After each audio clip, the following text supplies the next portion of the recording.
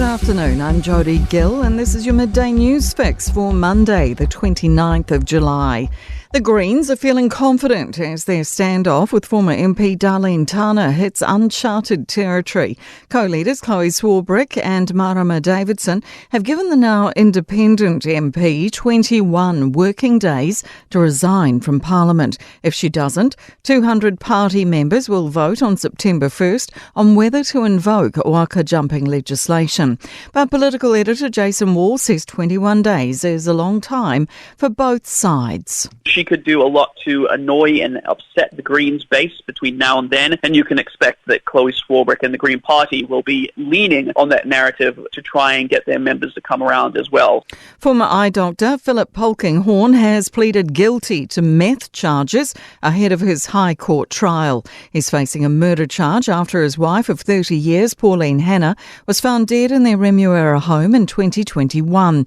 The day began with Polkinghorne admitting a charge of possessing meth and a pipe for its consumption.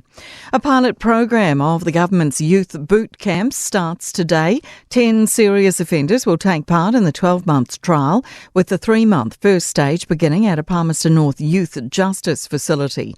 Children's Minister Karen Chor says the rehabilitative approach will include specific therapeutic and cultural components. But lawyer Amanda Hill, who's represented state abuse survivors, isn't convinced. On the one hand, you're talking about the wraparound services and all of the good stuff. Why then negate all of that with harsh military-style punishment that we know doesn't work?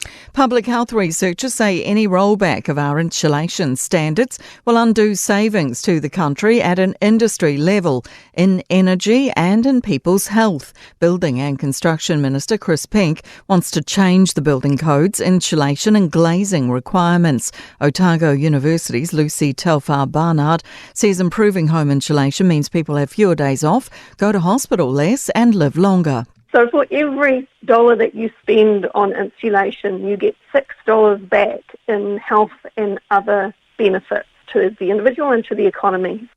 A bit of a rocky start for the Paris Olympics. Scheduled swimming practice for triathletes has been cancelled after heavy rains made the Seine's water unsafe.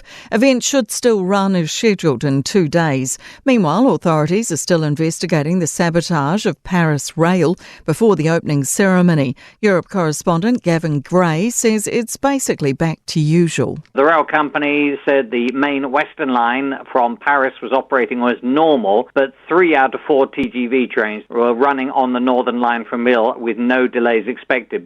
In sport, veteran flanker Sam Cane is happy to be back in the All Blacks for the upcoming Rugby Championship, but he won't be concerned if he doesn't play another 5 tests to hit the 100-test milestone. Olympian Erica Fairweather is confident she still has gas in the tank after qualifying 7th fastest for tomorrow's women's 200-metre freestyle final. And Japan is the surprise nation on top of the Olympics medal table with 4 golds and 7 medals overall, heading off Australia and the United States, which has the most medals with 12 in total. I'm Jodie Gill and that's your latest news fix. We'll be back with the next update at 5 p.m. from the Newstalk ZB newsroom.